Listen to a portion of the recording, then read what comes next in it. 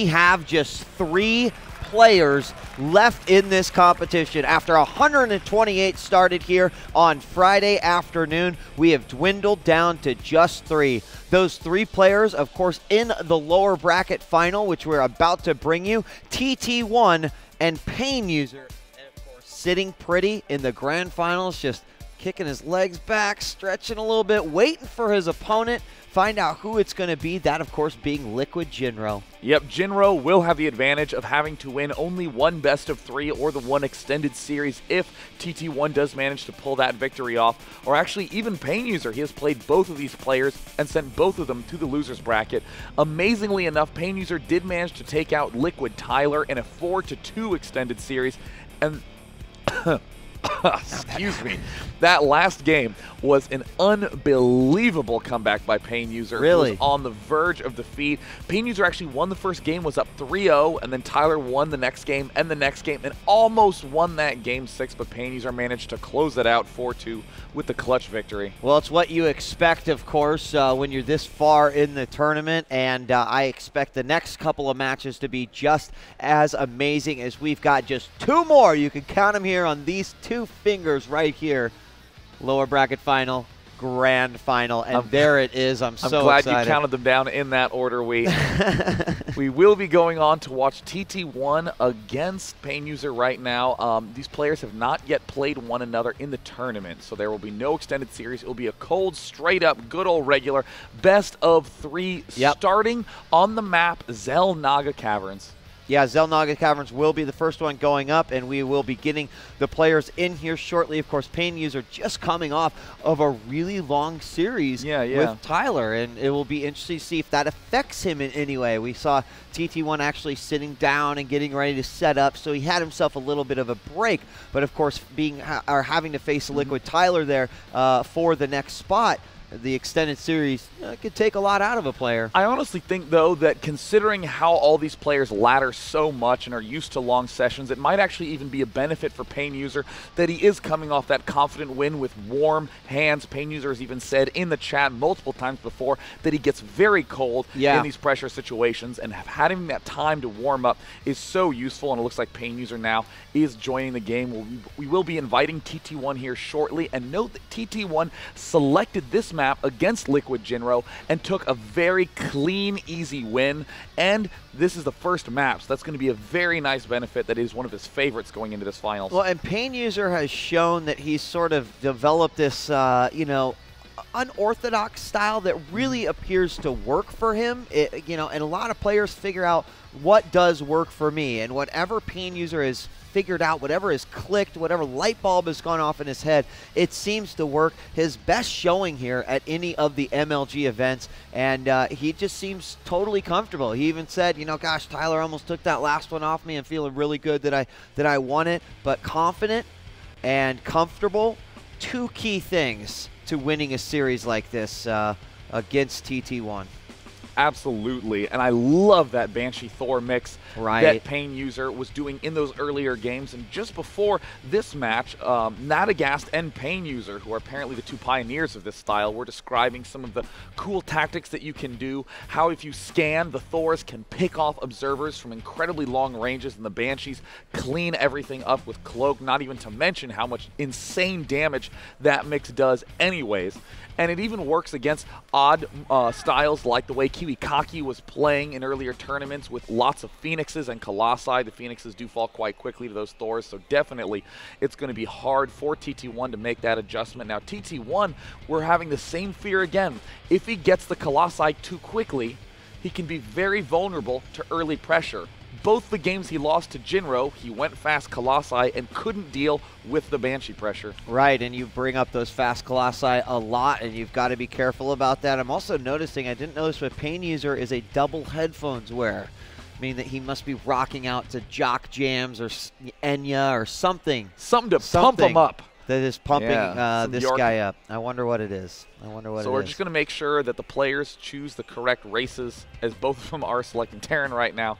We would be delighted to see TT1 play Protoss. Now, Pain.User is a higher-seeded player here, as he has been playing in many MLGs for a long time and performing quite well. And it looks like we are going into the losers bracket final. A Pain.User from Lazarus Gaming. Give him a cheer if you want him to be up against Liquid Jinro for the rematch. Or if you want the Protoss hero TT1 to win, give a cheer for TT1 from Fnatic MSI. And Day, after watching both of these guys play some matches, of course, TT1, the first outing he got on the stream was here today. But don't let that make you think that he didn't have some amazing matches leading up to this point. And one of the things that's been really clued in on here for TT1 is the fact that he does have this very clean, very forward and very personal style play. Like, he knows how he wants to play Protoss, and he just executes very well. Where Pain.User, again, sort of unorthodox. He really is changing things up consistently throughout his games, and I think this will be a really intense matchup.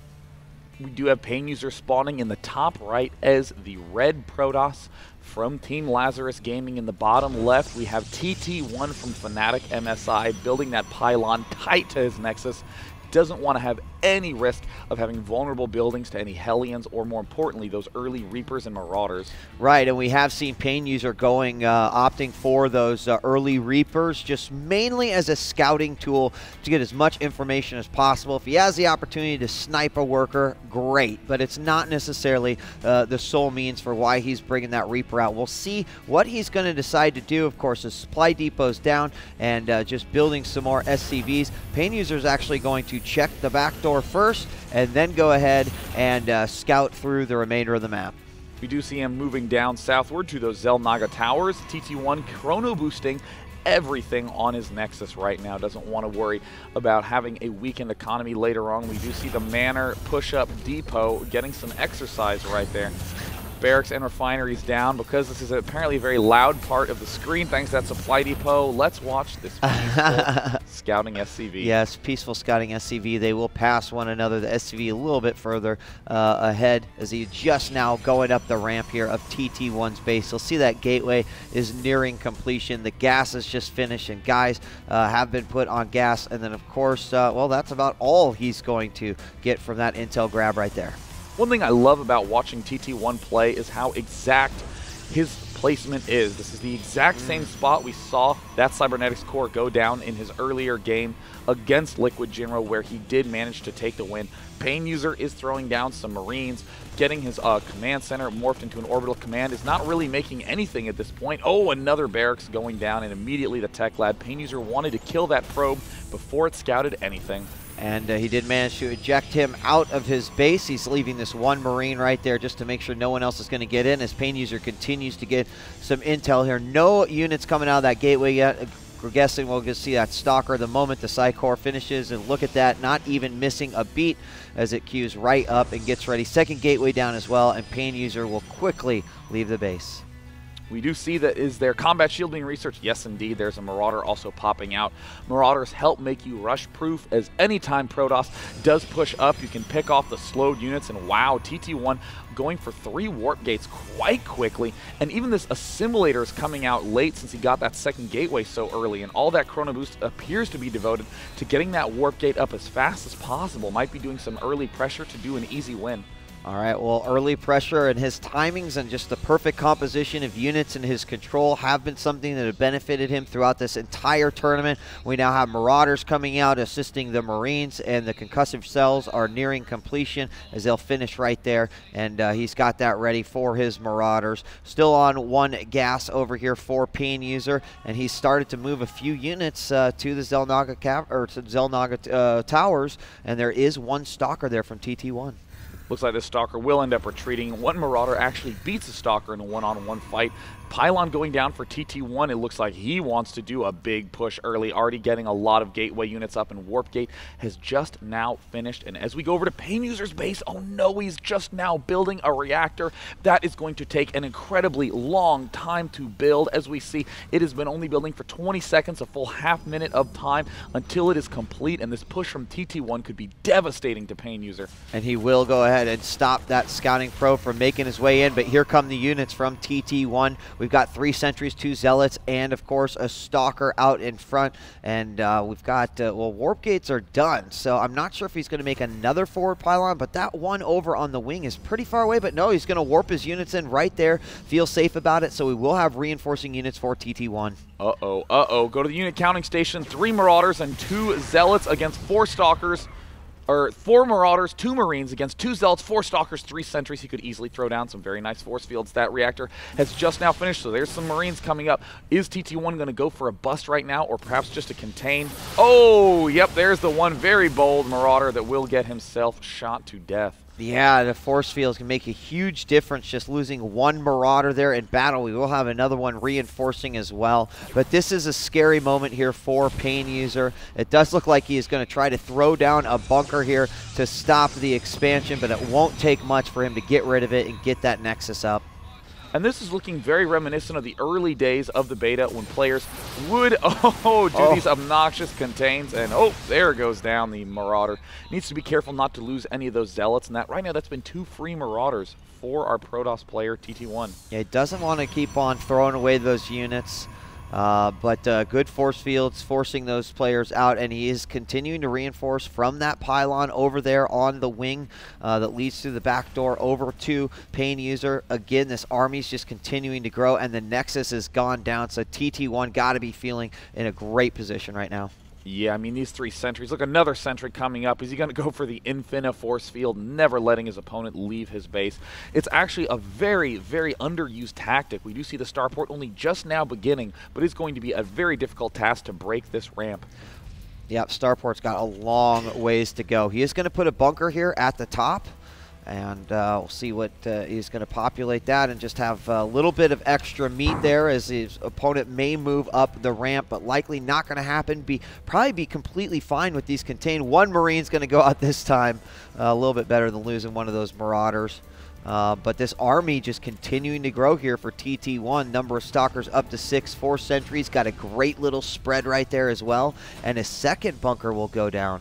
Looks like the observatory is going up. TT1 now adding on more gateways, not going for that very usual fast Colossus that we saw him do in all those games against Jinro. More bunkers going up from Pain.User, and I don't actually think he needs these, but feels under such pressure seeing this swell of units. He's going to invest in it just in case. Pain.User, very much so a cautious player, has a lot more comfort in the late game. And we saw TT1 do this in his match versus Jinro. He's got a pylon over here on the far right expansion, and then he's built another one, just a hop, skip, and a jump up that's going to be much quicker to reinforce these units. Very wise. Also gives him vision because that starport's up, and you can see all these units moving to the back. He may try to ferry them out of here. Of course, that pylon will see exactly what's going on. Does look like the 2 medevacs are out, and here's a big set of units geared up to do the drop. Pain.User has to be careful with that rally. It doesn't get spotted.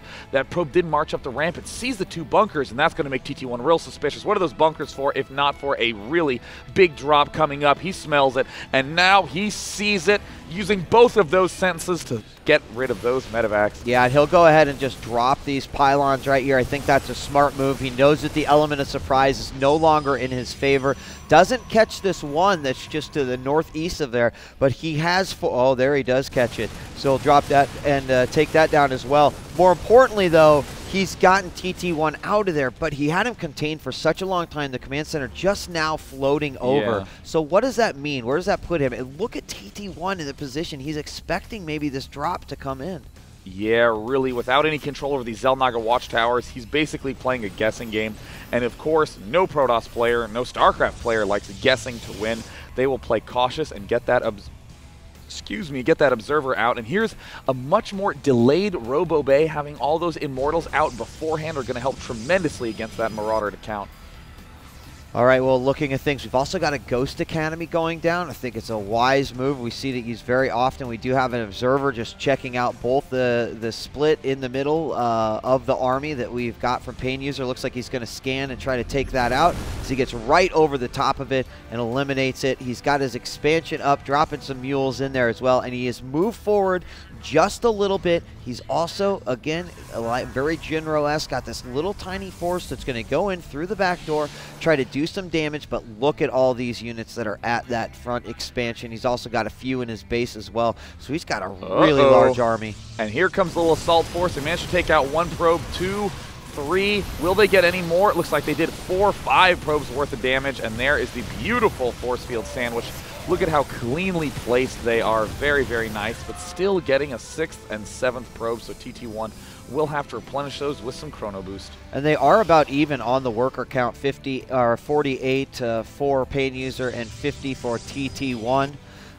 But we've also got, well, the Ghosts, I'm guessing we're going to see coming out pretty soon here, along with an armory going down as well. Yeah, and this is going to be very, very helpful. We do see that there are bunkers going down. Pain.User, again, very much so a just-in-case player. Really does not want to die at this point, and I think that due to the brilliance of that Thor Banshee transition, he is gearing up to win at that phase in the game. He just doesn't want to die early on. He's not even going to really do too much pressure early on, just wants to be very stable, have a solid force. Now, Wheat, if you thought this army was big, there's the other half of it coming to join. This could be potentially game-ending. Yeah, it's exactly it. You know, he had the ability to spread out across his base and also maybe make his army look a little bit smaller than it actually was. That little force from Pain.User that went into the back, and you can see he's got another one going around the back, but he may need all the units that he's got because here comes a big push. Oh, there's the stim. Pain.User pulling back, letting the bunkers take the damage, but those Immortals swinging around the sides are doing huge damage. No Ghosts out yet. Amazing timing by TT1. What a one-sided fight. Look at how many units he has. He is obliterating the force of Pain.User. Just a tank, Viking, a handful of medevacs, and this counter push is going to be the one hope for Pain.User. But look at this, TT1 spots it, is just going to let these probes die as he goes in for the win. Yeah, it doesn't even matter at this point. He could just win via brute force here. He's going to take out these production. They're no longer building. He's going to go after this expansion as if he wasn't contained enough. He makes a beautiful push, stops him with the force field at the ramp. And goodbye, Orbital Command. Pain.User no longer has an Expo Unmorphed Command Center. Humorously enough, with 1337 life floating for its dear life in the corner. We do see Pain.User trying to build more, but oh no, looks like that tank doing some good damage. That hardened shell of the Immortals absorbing a lot of hits. Oh, and Colossus coming in to reinforce from the back will completely annihilate these SCVs as well. It's looking hopeless here for Pain.User, but he's holding on for dear life. This one siege tank, the hero. Oh. Second one coming in. Another force field to stop the reinforcements, but just look at that army. And there's the good game. TT1 playing an amazing, amazing game. Just absolutely incredible. Now, you know what one of my favorite things to do is? What's that? To be a broken record.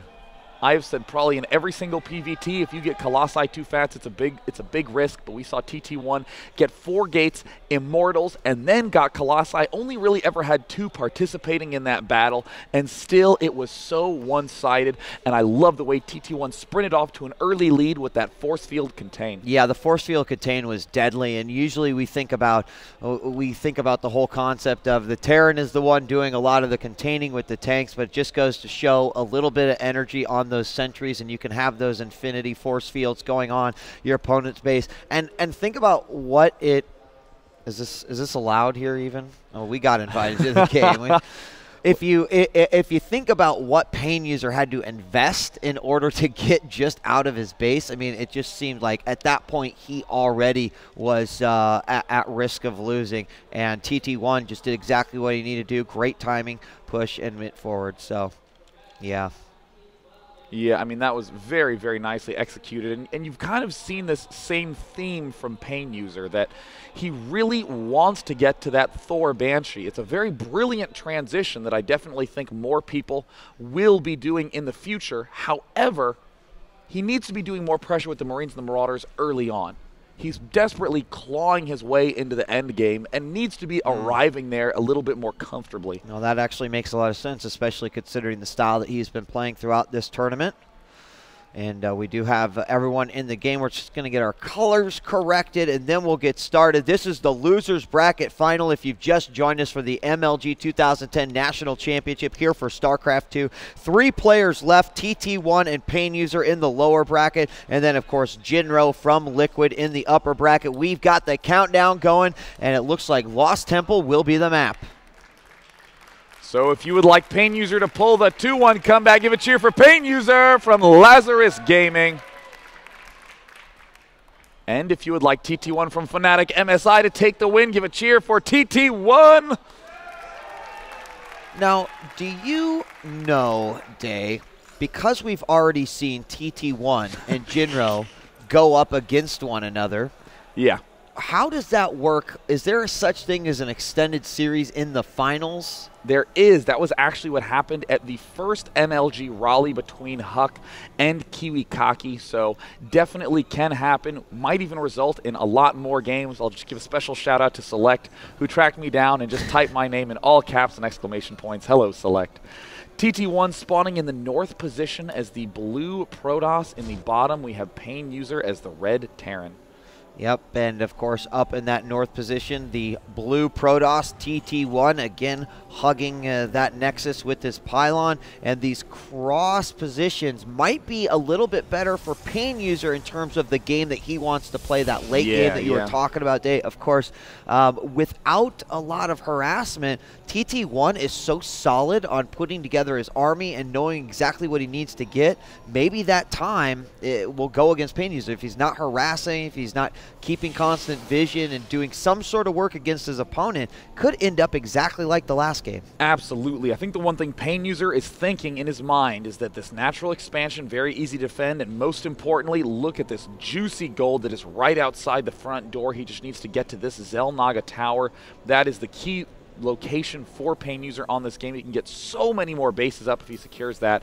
So I would expect a tank-heavy play from Pain.User as he starts to work out his supply depot. And we've seen him often transition from that tank-heavy play to the Thors. Of course, it worked out for him great in some TVTs, you know, we'll see if that's exactly going to be his plan in the TVP. In some other TVPs, he used some Banshees to great effect as well. And I know after talking with him last night that it's one of his favorite things to do.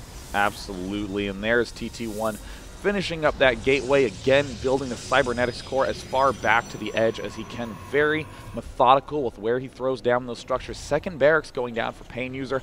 Great early barracks timing. He was actually making this mistake earlier in the tournament where he would build the second barracks after a supply depot, but here he has made that correction and thrown it down one little bit earlier. Tech Lab going on the first racks as the second one comes back up, and we've got a Marine going way out here to try to stop this scouting probe, and he will go ahead and ward it off as TT1 will have to get back. Meanwhile, Pain.User up in the base of his opponent, whether he knew it or not, almost blocked that pylon from going down. One Zealot is out, and he decided to go ahead and go with the early Zealot instead of just waiting for the Psycore and get the Stalker as well. And he is about 30% there on his Warp Gate. So it looks like TT1's going to be gearing up to do, I was going to say an early expand, but no, there's a second gateway. It looks like he wants to be doing a similar structure to the previous game. Getting the second gateway before that gas. Is he going to get a third gateway? Yes, and I love the spread of gateways. So hard to spot with one scan unless you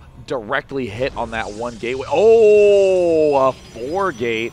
Holy cow, is that aggressive. Yeah, and you bring up that great point. The spread of the gateways is so big that one scan might not collect all of that data, and I really like that. Again, TT1 just showing that he strives for perfection in everything that he's doing. Now, we're seeing something that we have seen in the past from Pain.User before, a scouting Reaper who's going to go out, and in this case, we do have scout going on by TT1, but he catches the Reaper coming in. He's just going to try to take him out, and with nowhere to go, no cliffs over here, he is going to fall to that Stalker. So I mean, really, if you are Pain.User in this situation, oh, that's actually the exact opposite of what you want to do if you are Pain.User, is throw down an expansion. Did he get the chance to see that gateway? It looks like he did get vision of it, but he would have had to click incredibly fast to find out what that is. Look at that. The 4 warp gates are done. There's a round of Zealots and Stalkers. This is a giant push coming up from TT1. And as we see, Pain.User has control of everything and cancels the expansion, is pulling back in a total panic, throwing a bunker down at the front, but he has almost no units at all. Yeah, and here come 4 Stalkers, 2 Zealots could be just enough to bust up this ramp. He's going to have to bring his SCVs out, very smart. He'll try to do as much damage as he can, minimize the losses of his SCVs. More Marines coming out to help out in this situation. Zealot getting in the battle as well. First Zealot falls, second one about to fall as well, and he has kept all of his bio units alive. He may push this back. Oh, amazing defense by Pain.User, but was the cost too great? Looking down, look at how few SCVs he has left in the unit station. It's 18 SCVs versus 23 probes, and TT1 looks like he is not done yet. And very brave Marine is going to make his way out here, and he's got to be careful about this. More Stalkers coming in to reinforce, and here's where it's going to be the real buzzkill as a sentry is moved up as well, and that could do some nasty things with a force field on that ramp right there, but he's going to be completely fine. Even if he doesn't attack, here he is in the exact same position as he was in game 1. I'm going to completely stop Pain.User from being able to expand, and then I will just win from that point forward. Very amazingly well thought out play by TT1. We even see pylons getting spread out around the map, another one right outside the front door. This is going to be vulnerable later, but for now it creates a very nice cup, so he can do a great contain and spot for any sort of counter drop at the same time, as of course this is where the elevator play would go down. Just needs to make sure he ends up spotting things at the left, and ooh, looks like Pain.User wants to do a Banshee tech in the corner. Yep, as we see the factory floating over there, and of course Starport already in production. And this is, I mean, this is deja vu, only on a different map. You can see the spread that TT1 has. He's got almost exactly the same unit composition. In the last game he had like 4 sentries, a few less Zealots than he has now, and his Nexus is nearing warp-in, and this is just, I mean, this is intimidating right here. And once again, Pain.User is just having that problem with TT1 being so annoying, just knocking at his front door. Now the one real danger is that with this swap, is he going to have detection in time? As we see, it looks like Pain.User is saving up for detection, and by saving up for detection, I mean building a Banshee and not getting detection. So there's the Banshee that's actually getting supply blocked, and oh yes, there is the cloaking field right now. There we go, and that's going to be a really big question, is will he have that observer in time? It looks like yes, but even so, Banshees are very brutal to deal with on this map.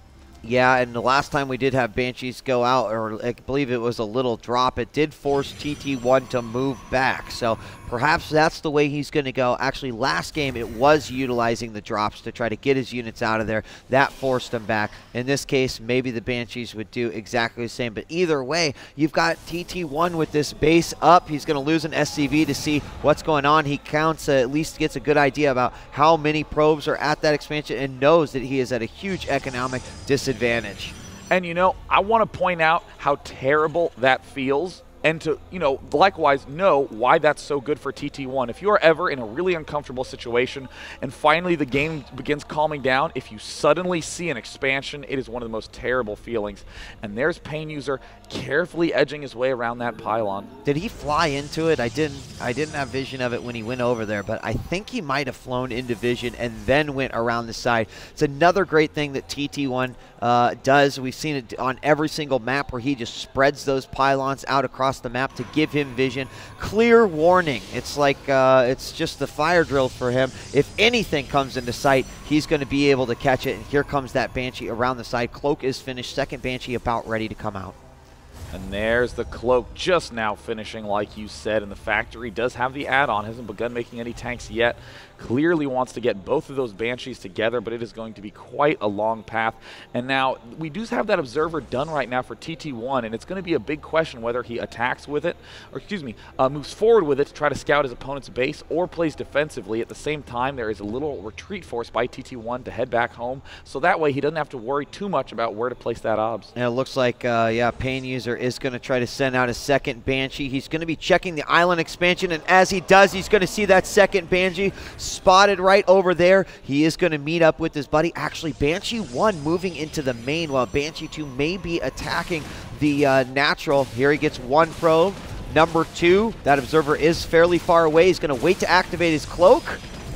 There it goes. Uh-oh, and here comes the advance forward. Will he be able to get the cloak in time? There's the cloaking field detection, though, so that is going to fall. But in the meantime, this one Banshee has gotten 5 kills, and TT1 is doing a probe trade right here. These 2 Banshees are being so annoying with 10 health left. It did not get taken out, and now Pain.User is waiting until he sees that advance forward of units so he can begin the retreat. Second obs out, and it looks like TT1 smartly pulling that observer back, and Pain.User for the first time this game is getting a little bit of calm, and again stimming one Marauder who is sitting here full of adrenaline doing nothing. Yeah, but he's pumped up, Day. He's pumped up for the finals here, Losers Bracket Finals, absolutely. Combat Shield about ready to complete. First tanks or first few tanks are starting to come out, and Vikings about to hit as well. Now again, he did manage to pull TT1 back to his base. That's great, but he's so far behind in this expansion. Like really, at this point, you've got to be doing something to make that up. Well, it looks like what Pain.User is going to try to do is not play for the mid game. He's going to play for the late game. He is going to be getting siege tanks. We even see a second factory going down. No doubt going to be slowly creeping forward with bunkers and tanks, picking off these destructible rocks, and hoping that if TT1 engages him, it is on Pain.User's siege tank defensive turf. TT1, though, getting that very fast +1 armor, building the cannons to stop the Banshees. And so we got Banshee pretty close. Yep, Banshee's moving in again. He'll cloak right away and begin to hit these probes once again. Not really sure where that observer is. There it is, following the army. He's got to be careful. He doesn't have a very good escape route getting out of here. He'll have to fly towards the expansion. And I believe there's an observer and a cannon over there. Oh, the Banshee will not make it. He will instead explode in the jungle. And it seems like Pain.User is slowly creeping forward in the resource counting station. 150 food for TT1, very large lead. Tanks continuing to churn out. Is there any armor anywhere? Does not look like it. Small number of units picking off these outlying pylons by TT1. Even though it seems like a loss, this is still a lot of information that TT1 is getting, that there's small numbers of units beginning to advance across the map. So it's time to begin making some really powerful units to deal with a push. And as we see, big Colossus coming out, as well as a Twilight Council. And I mean, once again, at this point, you look at that front and you see, oh, that's a pretty nice army moving out. And then you go over here in the base and you see that he's got a nice second decent-sized army that's out there. And this is the second time that we've seen this just have such an amazing army split up, so he doesn't have to panic. He won't get put out of position at all. He's going to take these rocks down at the gold and prepare to expand there. We've also got Pain.User doing the exact same thing with fewer units, but the timing will probably work out for him quite good. He'll salvage that bunker right there, put another one forward just a little bit, and try to make his way towards that Naga tower. But oh my goodness, look at the size of this army from TT1 advancing forward. Units just streaming back from his base. Needs to grab that Colossus, getting more and more gateways, and also getting the Zealot with leg speed upgrade. He has plenty of those, but will he attack earlier? He's at 170 food to Pain.User's 126. Oh, look at that radius on that tank. This is a very tense moment for both players. And he is going to try to skirt around the sides here, and here we go.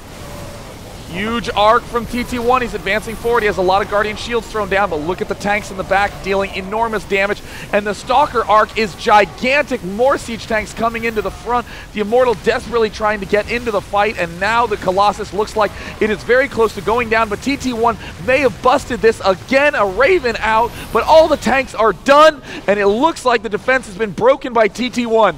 Yeah, and here we go. He's going to go in for the kill once again in nearly exactly the same spot that he was before. We're going to have a couple more units up here on the high ground, but it will not be a problem as these units will quickly go down to this still nice force coming out here by TT1. He could end this one quickly and be right back in. Force field on the ramp. SCV's trapped, getting annihilated.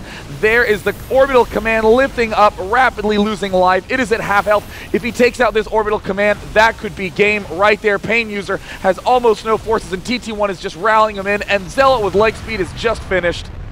And look at this army. Once again, we're back to Chapter 1 where he just sat right outside the main base and just waited for his opponent. This time he is going to push in, being confident he can get up there. And look at that. All the SCVs come to feel that nice warm glow of the Colossus laser. There and it is. There's the good game. Wow. TT1 will get the chance to battle it out against Jinro.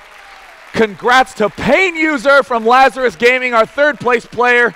Pain.User has earned himself $2,500. And that is not shabby, but of course these guys strive to be #1, so still I'm sure a disappointing loss for Pain.User, especially after the great victory coming off of Liquid Tyler in that amazing extended series that he won 4-2, and that will put TT1 back into the grand finals to face once again Jinro. And it's funny because we did mention it, that when we watched those series of matches between Jinro and TT1, that this indeed could be a preview of the finals, and it was exactly that. I mean, TT1 became a different player in that series. In both the games he lost against Jinro, it was the 2-gate expand, playing very cautiously, getting the observers out, getting a few units, and then relying so much on that Colossus, and Jinro abused that by crunching him with 2 really nicely timed attacks. But against Pain.User, crushing with early pressure, containing, and then getting a ton of Immortals out, gateways, great defense, and then eventually crushing that front. Guys, do not go away. MLG 2010, the National Championships for StarCraft 2, is about to conclude with the grand finals coming up next. TT1 versus Jinro. I'm DJ Wheat. I am Day9. And when we come back, the action will finish.